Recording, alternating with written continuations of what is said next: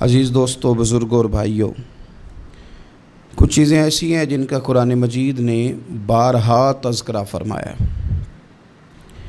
قرآن پاک کسی چیز کا ایک بات بھی ذکر کر دے تو وہ چیز ہمارے لیے دستور حیات اور منشور زندگی بن جاتی۔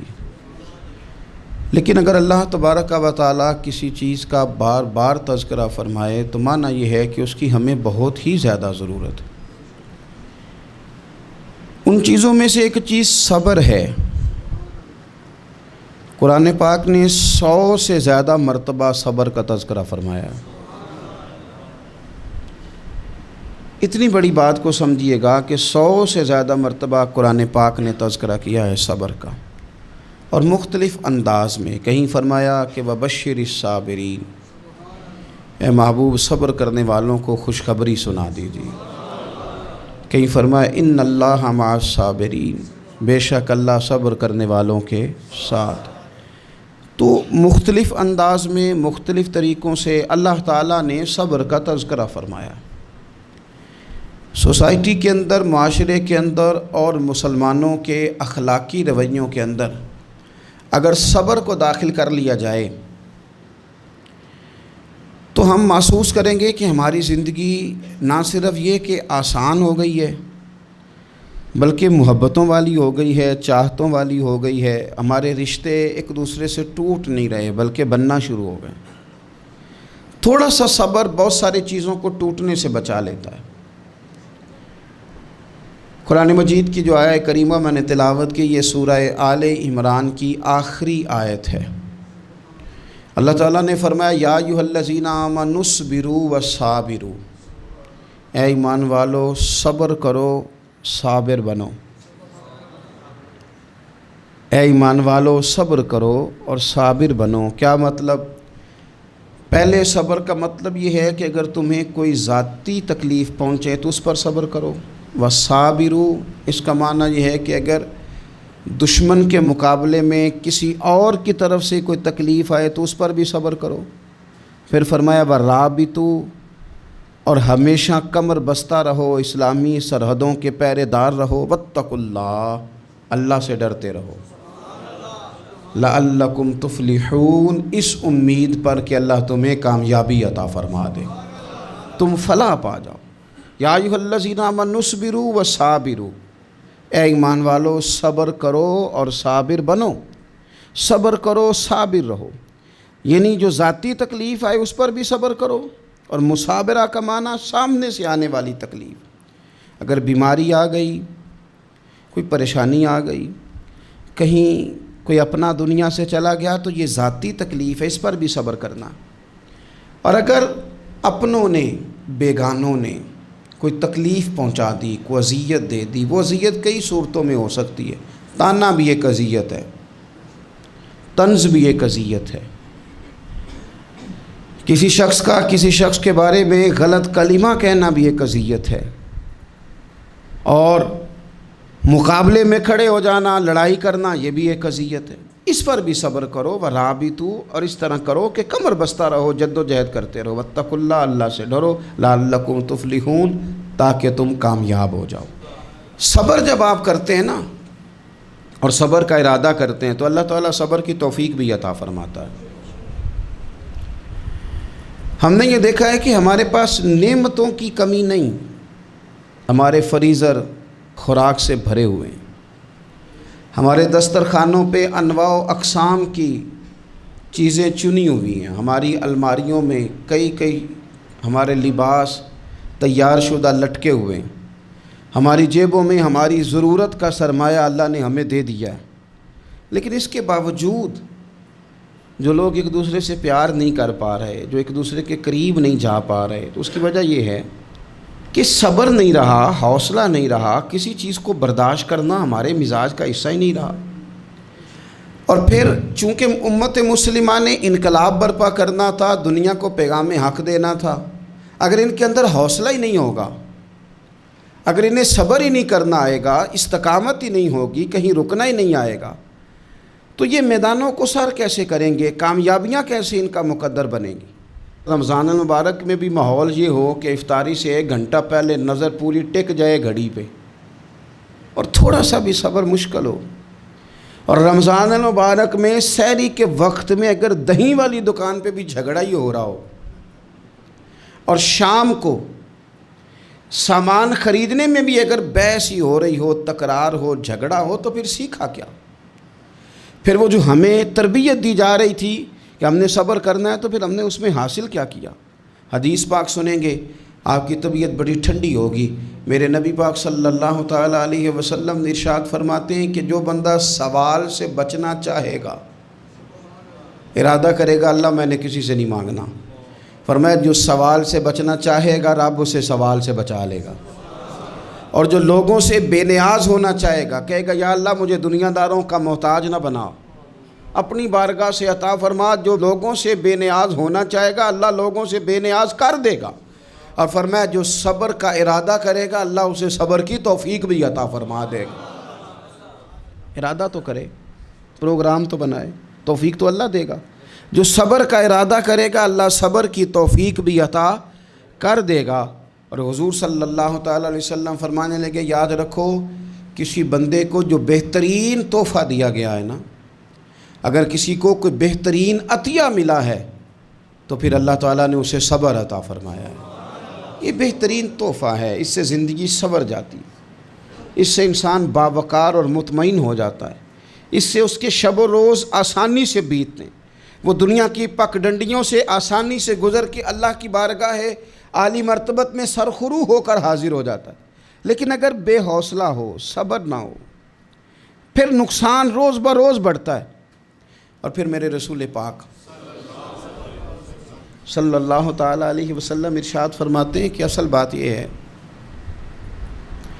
کہ اللہ تعالیٰ نہ کسی بندے کا درجہ بلند کرنے کا ارادہ فرماتا ہے، لیکن اس کے اعمال اس طرح کے نہیں ہوتے کہ اس کا درجہ بلند کیا جائے۔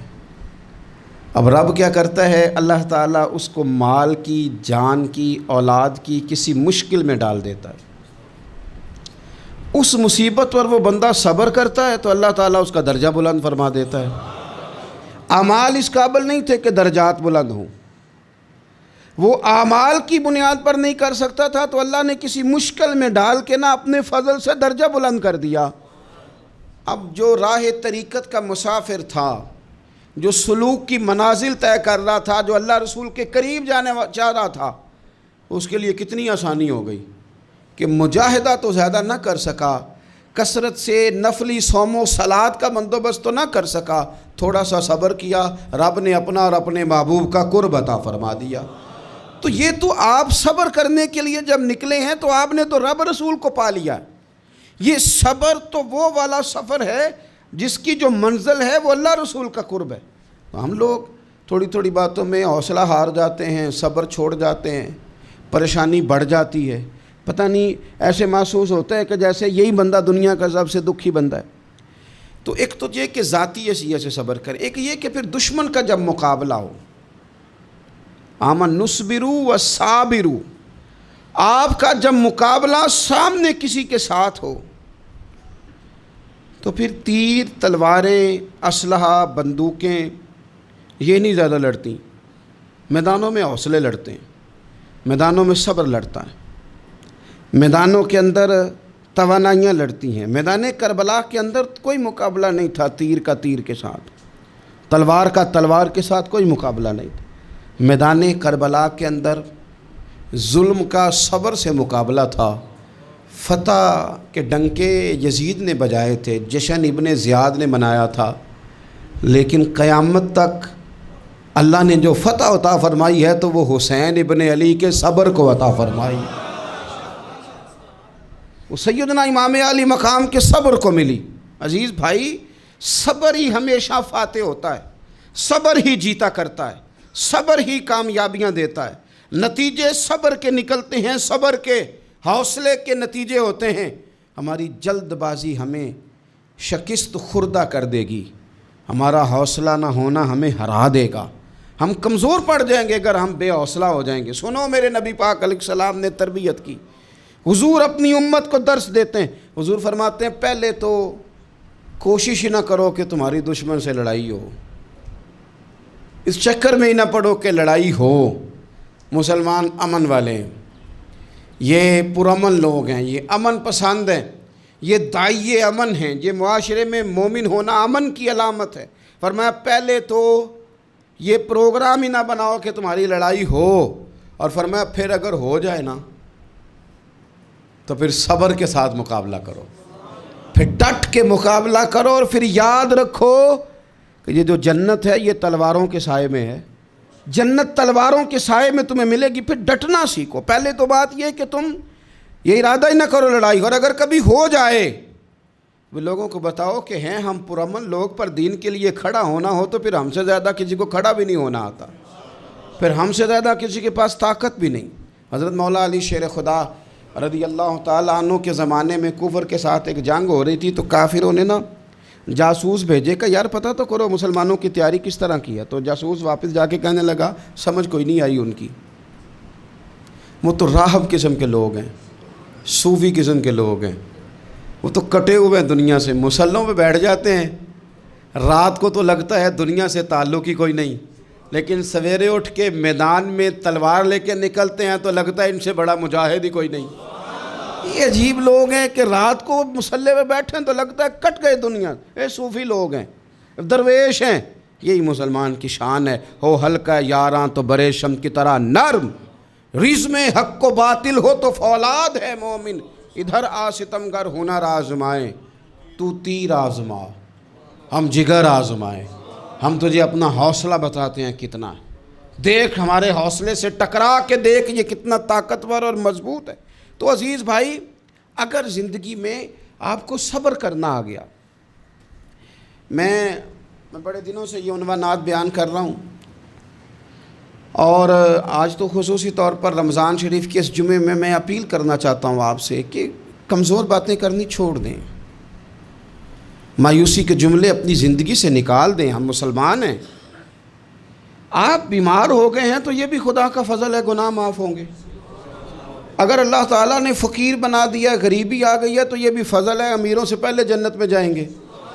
اگر اللہ تبارک و تعالیٰ نے کسی جگہ آپ کو مکان نہیں دیا اور دوسرے کو دے دیا ہے تو آپ وہ لوگ ہیں جو عظیم سنت ادا کر رہے ہیں سیدنا بلال حبشی کی۔ اگر کسی جگہ کوئی کمزوری آ گئی ہے، کوئی پیچھے رہ گئے ہیں تو یہ خدا کا فضل ہے۔ اللہ تعالیٰ نے چاہا ہمارے لیے جو فیصلہ تو ہم اس پہ راضی ہیں، لیکن اپنی زندگی میں اور شکوے اتنے بڑھا لیے ہم نے، اتنے بڑھا لیے کہ لوگوں سے شکوے کرتے کرتے رب رسول سے بھی شروع کر دیے۔ غلام بھی کبھی شکوہ کرتا ہے، آقا کا بھی شکوہ ہوتا ہے، بندہ بھی کبھی شکوہ کرتا ہے، رب کا بھی شکوہ ہوتا ہے، یہ بھی کبھی ہوتا ہے۔ آپ نہ مانے پر یہ شکوہ ہے کہ میں بڑے ڈاکٹروں کے پاس گیا ہوں آرام نہیں آیا، نہ مانے پر یہ شکوہ ہے میں نے کبھی کسی کو ستایا تو نہیں پر میرے حالات نہیں ٹھیک ہوتے۔ آپ نہ مانے پر یہ شکوہ ہے کہ فلانے کے پاس دولت زیادہ ہے، اس نے پتہ نہیں وہ آگے نکل گیا اور میں پیچھے رہ گیا، نہ مانے پر یہ شکوہ ہے۔ کس سے کر رہے ہو؟ رب رسول سے؟ او آس بولے تے دی مہربانی اساں تے لاڈ ہی لڑاونے نے۔ کس سے شکوہ کر رہے ہو؟ خدا کے بندو، غلام غلامی کرتے ہیں، شکوے کرتے ہیں کوئی؟ حضرت ام سلمہ رضی اللہ تعالیٰ عنہ، شوہر کا نام ہے ابو سلمہ، بیٹے کا نام ہے سلمہ، کہتی ہیں میں، میرا شوہر، میرا بیٹا، تینوں، چھوٹا بیٹا میرا، ہم نکلے مکہ مکرمہ سے مدینہ طیبہ جانے کے لیے۔ ایک ہی بیٹا ہے، خاندان جمع ہے، شوہر کی گود میں بیٹا، اونٹ کے پیچھے میں۔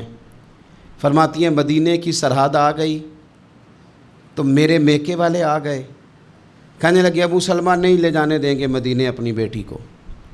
میں نے کہا میں مسلمان ہوں، میں تو اپنے شوہر کے ساتھ مدینے جاؤں گی۔ انہوں نے کہا نہیں جا سکتے، تو نے جانا ہے تو جا، ہماری بیٹی نہیں جائے گی۔ زبردستی مجھ سے انہوں نے مجھے میرے شوہر سے الگ کیا۔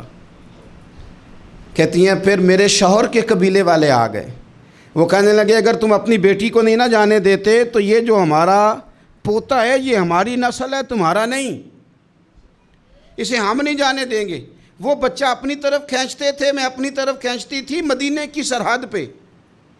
یہ جھگڑا زمین کے لیے نہیں ہو رہا، مکان کے لیے نہیں ہو رہا، حضور کے مدینے جانے کے لیے ہو رہا، حضور کے مدینے جانے کے لیے ہو رہا، مدینے جانے کے لیے ہو رہا۔ لنگ کئی مہینے تے برس گئے تے تیری دید نو دیدے ہی ترس گئے، انہوں نے بچہ کھینچا، میں نے اپنی طرف کھینچا، میرے بچے کا بازو اتر گیا۔ فرماتی ہیں میرے شوہر مدینے چلے گئے، بیٹا میرے سسرال والے لے گئے، مجھے میکے والے لے گئے۔ آج بھی کچھ سیانے بندے کہتے ہیں اس کو نکال دو اور بچے چھین لو۔ ان کا بھی خیال تھا کہ بیٹا لے جائیں گے نا تو ابو سلمہ بھی مدینے سے واپس آ جائے گا، یہ بھی واپس آ جائے گی۔ او یار، اتنا بڑا بھی ظالم کوئی نہیں ہوگا جو ماں باپ سے بچے جدا کرے۔ فرماتی ہیں کہ وہ لے گئے چھین کے، میں میکے چلی گئی۔ لوگ روٹی کھاتے تھے، میرے حلق سے نہیں گزرتی تھی۔ زمانہ سویا کرتا تھا، میں سو نہیں پاتی تھی۔ بیٹا کہاں، شوہر کہاں، میں کہاں۔ ام سلمہ کتنی دیر تکلیف کاٹی؟ جناب ام سلمہ کہنے لگی لوگوں 1-2 دن نہیں، پورا سال بیت گیا، پورا سال، پر جے سونا ہی میرے دکھ وچ راضی، جے سونا ہی مارو مینوں مار مکاؤ، میں کوئی عذر نہ پیش لے آواں، او جے سونا ہی میرے دکھ وچ راضی، پھر سکھ نو چلے ڈاواں۔ فرمایا سال بیت گیا، لوگ صبح اٹھ کے کام کاج پہ لگ جاتے، کپڑے بدلتے، ڈیوٹیاں کرتے، اور میں سویرے اٹھ کے اس جگہ آ جاتی جہاں میرا شوہر اور میرا بیٹا بچھڑا تھا۔ میں سارا دن روتی، آہوزاری کرتی، حضور کے مدینے کی طرف منہ کر کے میں تڑپتی۔ سال بیت گیا، سال، ایک ہفتہ نہیں نکلتا بچوں کے بغیر۔ بڑے بڑے سیانے لوگ پردیس جاتے ہیں تو بچوں کی فوٹو دیکھ دیکھ کے روتے ہیں، لیکن کہتی ہیں ماں تھی، بیٹا بچھڑا اور پھر بیٹا بیمار ہو اور ماں سے جدا ہو، کتنی تکلیف کا منظر ہے۔ آپ فرماتی ہیں کہ 1 سال بیت گیا اور میں نے کسی کی منت نہیں کی، میں نے کوئی شکوہ نہیں کیا، اس لیے کہ جس حال میں رب و رسول رکھیں، یہ حوصلہ، یہ صبر، یہ توانائی۔ 1 سال کے بعد میرے چچا کا بیٹا میرے پاس سے گزرا، تڑپتے دیکھ کر کہنے لگا میری بہن تو سارا دن روتی رہتی ہے۔ تو میں نے کہا بھائی تمہیں کیا بتاؤں، اس کا شوہر چلا جائے، بیٹا جدا ہو جائے، وہ کیا کرے گی؟ فرماتے اس نے جا کے میرے باپ سے، اپنے والد سے، میرے خاندان والوں سے کہا اس کی سزا کب ختم ہوگی؟ اس غریبنی کا قصور یہ ہے کہ یہ مدینے والے کا کلمہ پڑھتی ہے، اس کی غلطی یہ ہے کہ یہ مسلمان ہو گئی ہے، دین حق قبول کر لیا ہے، کیوں نہیں تم خیال کرتے؟ کہتے ان کے دل نرم ہوئے، وہ رضامند ہوئے مجھے مدینے جانے پہ۔ پھر اس نے کوشش کی، میرے سسرال پیغام بھیجے، کب بس کرو، اور بچہ تو چڑیا کا جدا ہو جائے تو وہ تڑپا کرتی ہے، اور تم نے ایک جیتی جاگتی ماں کا بیٹا جدا کیا ہے۔ وہ بھی نرم ہوئے، رب نے اسباب بنائے، میرا بیٹا مجھے ملا۔ کہنے لگے تو رہ جا، میں نے کہا نہیں، تم مسلمان نہیں ہو، تمہیں پتہ نہیں نا، میں یہاں نہیں رہ سکتی، مجھے مدینے ہی جانا ہے۔ اکیلی اتنا سفر، جنگلوں کا رستہ، پہاڑی رستہ طے کر لو گی؟ میں نے کہا میں کر لوں گی۔ جنوں ویکھ کے ٹھر دیاں اکھیاں نے تو جنوں ویکھ کے ٹھر دا سینہ ہے، ربا تیری ساری خدائی چ ایک کی تے شہر مدینہ ہے۔ کہتی میں اونٹ پہ بیٹھی، بیٹا میں نے گود میں بٹھا لیا، میں سفر کرنے لگی، پر دل میں کھٹکا تھا کہ اتنا لمبا سفر، بیٹا چھوٹا ہے، کیسے کروں گی؟ کہتے مجھے عثمان بن طلحہ مل گئے، کہنے لگے کہاں جا رہی ہو بہن؟ میں نے کہا مدینے۔ کہنے لگے اکیلے جاؤ گی؟ میں نے کہا جانا تو ہے نا، کوئی ساتھ چلے نہ چلے پر شہر رسول تو جانا ہے نا۔ آپ فرماتی ہیں میں نے عثمان بن طلحہ سے نیک بندہ کوئی نہیں دیکھا، میرے اونٹ کی لگام تھام لی۔ جب مجھے اونٹ پہ بٹھاتے تھے نا، اونٹ بٹھا کے چلے جاتے تھے، میں بیٹھ جاتی تھی تو آ کے لگام تھامتے تھے۔ جب کہیں مجھے اتارتے تھے تو اونٹ بٹھا کے چلے جاتے تھے، میں اتر جاتی تھی تو اونٹ کو باندھتے تھے۔ سونا ہوتا تھا تو اونٹ بٹھا دیتے، میں اتر جاتی، وہ دور جا کے لیٹ جاتے۔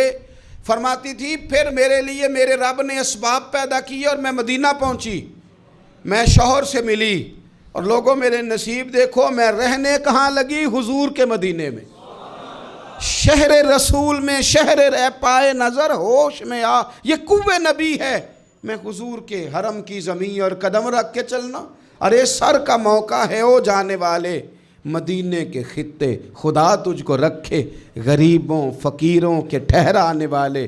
کہتی ہے میں وہاں بسنے لگی۔ آپ فرماتی ہیں مسلمانوں، شاید مجھ سے زیادہ تکلیف کسی نے نہ سہی ہو، پر دیکھو 1 سال پورا میں تکلیف میں رہی، اور جب میرا صبر سال کو پہنچا، صبر کی عمر 1 سال ہوئی، تو پھر رب نے بندوبست کیا، پھر میرے گھر والے بھی نرم ہو گئے، سسرال والے بھی نرم ہو گئے، رب نے میرے آنے جانے کے لیے ایک بندے کا بندوبست بھی فرما دیا، پھر میرا شوہر تک بھی میں پہنچ گئی، مجھے مدینہ الرسول بھی نصیب ہوا۔ 1 سال میں نے صبر کیا تھا، رب نے مجھے مستقل مدینے کا ٹھکانہ عطا فرما دیا۔ لیکن جو بندہ صبر ہی نہ کر پائے، جو صبر ہی نہ، جو کہ جی بڑی دور سے آیا ہوں، بڑی دیر ہو گئی، بڑا ٹائم ہو گیا، کب جا کے مسئلہ حل ہوگا، وہ جو آپ نے بتایا تھا وہ تعویذ کب اثر کرے گا، وہ دعا کب قبول ہوگی، وہ فلانا معاملہ کب، بھئی یہ ڈیٹ تو آپ کو رب رسول ہی دے سکتے ہیں، بندہ تو کوئی اطلاع ہی دے گا، پیغام ہی دے گا، دعا ہی کرے گا۔ اگر زندگی میں حوصلہ ہی نہیں ہوگا، اگر آپ کو یہ قرار ہی نہیں آئے گا، ٹھہرنا ہی نہیں آئے گا کسی میدان میں۔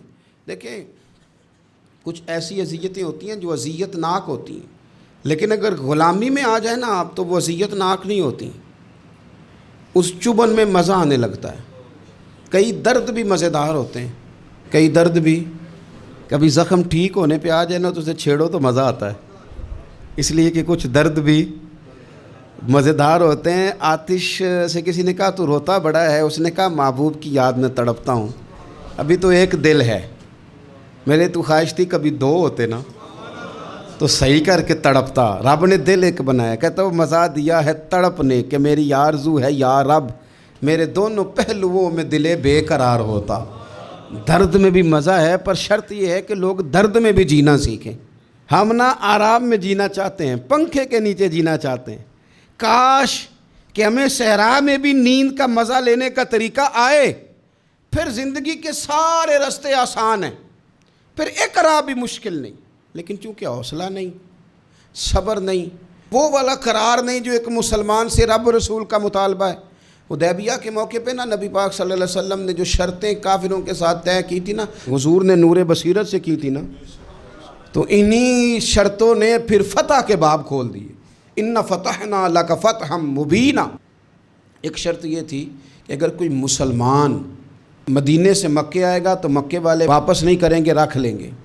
پھر غور کریں، کوئی مسلمان اگر مدینے سے مکے آئے گا تو مکے والے واپس نہیں کریں گے، اور اگر کوئی بندہ مسلمان اپنے آقا کی مرضی کے بغیر مسلمان ہو جائے اور وہاں سے وہ مدینے آئے گا تو حضور پناہ نہیں دیں گے۔ تو میرے بھائی، محبوب کی طرف سے آنے والا نہ صرف سوکھ ہی نہیں قبول کرنا چاہیے، دکھ بھی قبول کرنا چاہیے، دکھ بھی قبول کرنا چاہیے۔ ہمارا یہ مسئلہ ہے کہ ہم نہ میٹھی میٹھی کے قائل ہیں، کڑوی کڑوی کے قائل نہیں۔ اگر وہ کبھی دکھ دے نا تو محبوب کا دکھ بھی سکھ سمجھ کے قبول کرو۔ ہاں اس کی طرف سے کانٹا ہے کبھی تو اسے پھول سمجھ کے قبول کرو، وہ چبھے گا نہیں، انشاءاللہ مزہ ہی دے گا، وہ قبول تو کرو نا۔ تو اب حضرت ابو بصیر رضی اللہ تعالیٰ عنہ ایک صحابی تھے، ایک تو حضرت ابو جندل رضی اللہ تعالیٰ عنہ تھے نا، تو وہ تو حدیبیہ میں آ گئے، حضور مجھے لے جائیں، تو نبی پاک نے فرمایا میں نے وعدہ کر لیا ہے، ان کو بھی حضور نے واپس بھیج دیا۔ اور یہ بیچارے نا اپنے آقا کی جیل توڑ کے مکے سے بھاگ کے مدینے آئے، یا رسول اللہ مجھے قبول کر لے، میں بھاگ آیا ہوں، وہ بڑا ظلم کرتے ہیں، مارتے ہیں، تکلیف دیتے ہیں۔ وہ آئے تو ادھر سے نا اس کے مالک نے 1-2 بندے بھی بھیج دیے رکا دے کے کہ یا رسول اللہ آپ کا تو وعدہ تھا کہ آپ بندہ رکھیں گے نہیں۔ یہ آئے اور رکا بھی آ گیا۔ اب ذرا منظر کو سمجھے۔ ہمارا تو یہ مسئلہ ہے کہ کہتے ہیں کہ میری 99 باتیں مانی ہیں، ایک نہیں مانی، لہذا میرا تعلق ہی کوئی نہیں۔ لیکن یہاں کیا کیفیت ہے؟ بندہ رو رہا ہے، تڑپ رہا ہے، حضور میں مار سے بچتا ہوا آیا ہوں، جیل توڑ کے آیا ہوں، مجھے قبول کر لیں۔ ادھر رکا آ گیا کہ آپ کا وعدہ تھا رکھیں گے نہیں۔ اب یہ کتنا مشکل مسئلہ ہے، لیکن رسول پاک علیہ السلام نے فرمایا ابو بصیر میں نے وعدہ کیا یار تجھے واپس جانا پڑے گا۔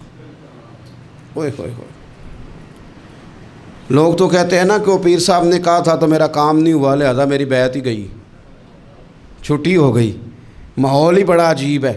حضور نے فرمایا واپس جا، لیکن جے کر یار دے نام دا ملے مینا، پھر انہوں چولی پا لئیے مینے نو پنجے سٹیے نہ، جے کر یار دے نام دا، سامنے والے نے تانا سمجھ کے دیا تھا پر یار کے نام کا تھا نا، اس نے کہا لا صحیح سونے کے نام کا ہے نا، تانا ہوا تو کیا ہوا، جے کر یار دے نام دا ملے مینا، انہوں چولی پا لئیے پنجے سٹیے نہ، ਤੇ ਜੇਕਰ ਯਾਰ ਦੇ ਨਾਮ ਦੀ ਮਿਲੇ ਸੂਲੀ ਫਿਰ ਝੂਠਾ ਝੂਠ ਲਈਏ ਤੇ ਪਿਛਾਂ ਹਟੀਏ ਨਾ, झूठा झूठ लइए।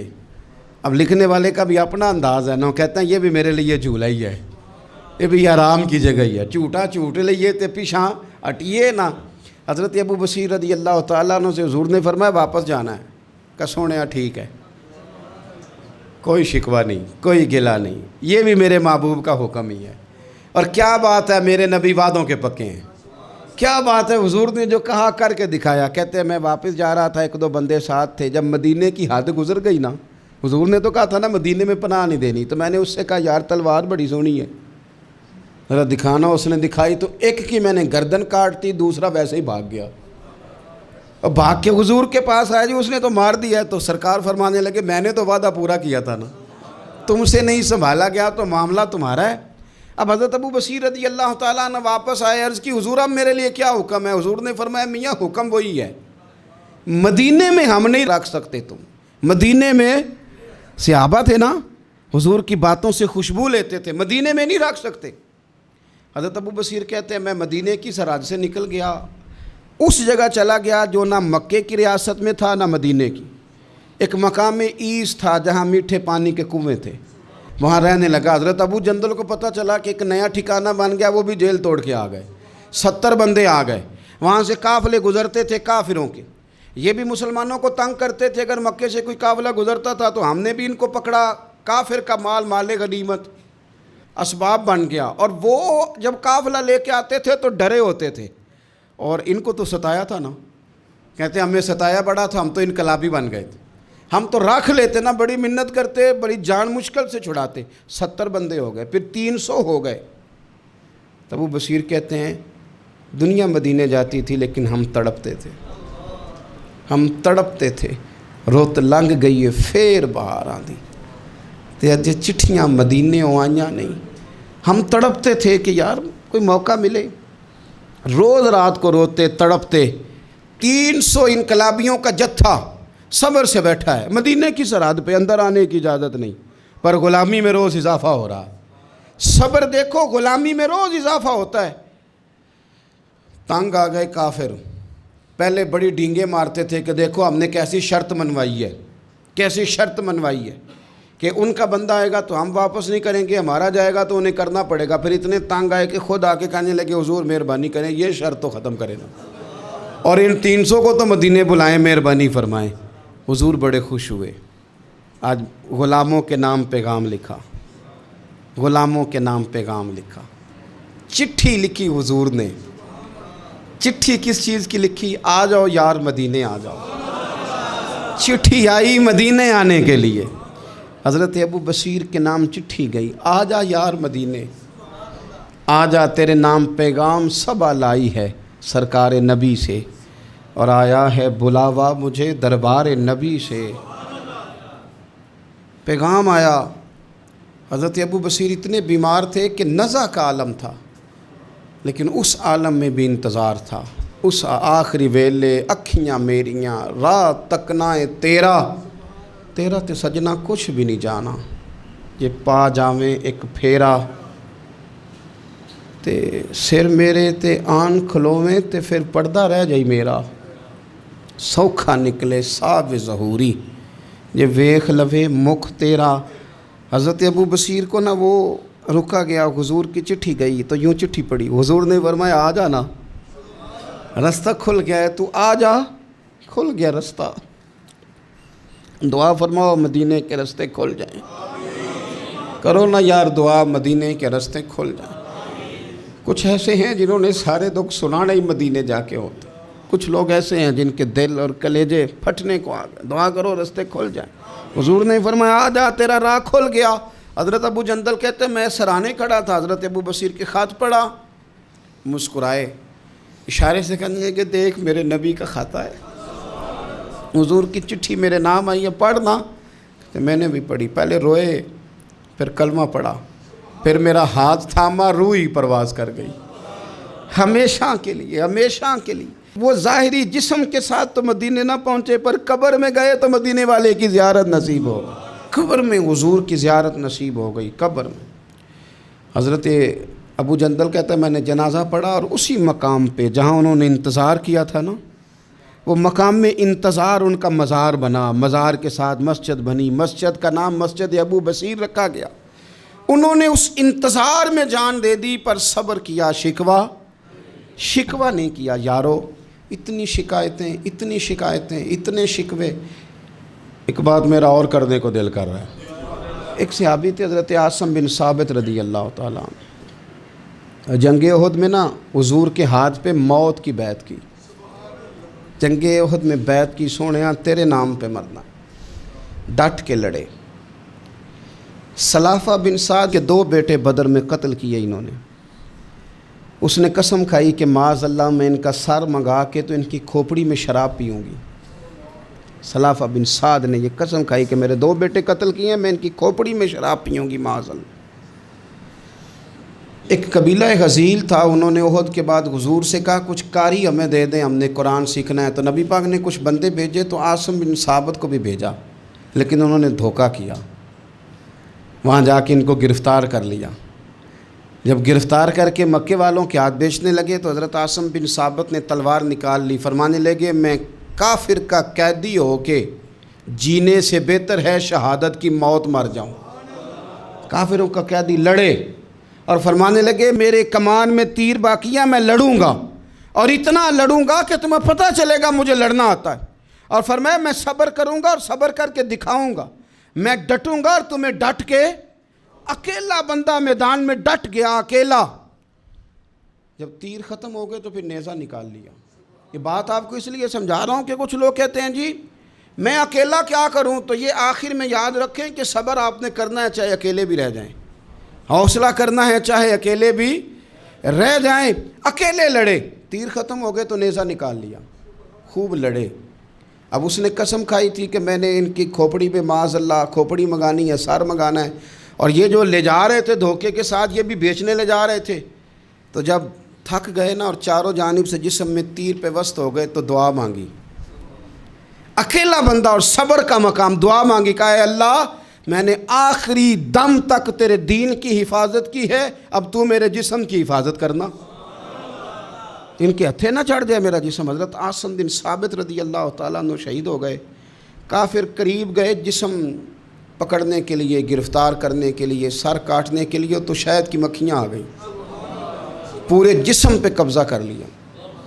قریب جاتے تو مکھیاں لڑتی، کہنے لگے پیچھے ہٹ جاؤ، شام ہوگی نا توڑ جائیں گی، پھر ہم سر کاٹ لیں گے۔ شام تک چاروں جانے بیٹھے رہے، نہ کوئی ہوا آئی، نہ کوئی بادل برسا، نہ کوئی طوفان آیا۔ شام کو انہوں نے اٹھانا تھا، ایک ریلا آیا پانی کا اور جناب عاصم بن ثابت کی لاش مبارک کو بہا کے لے گیا۔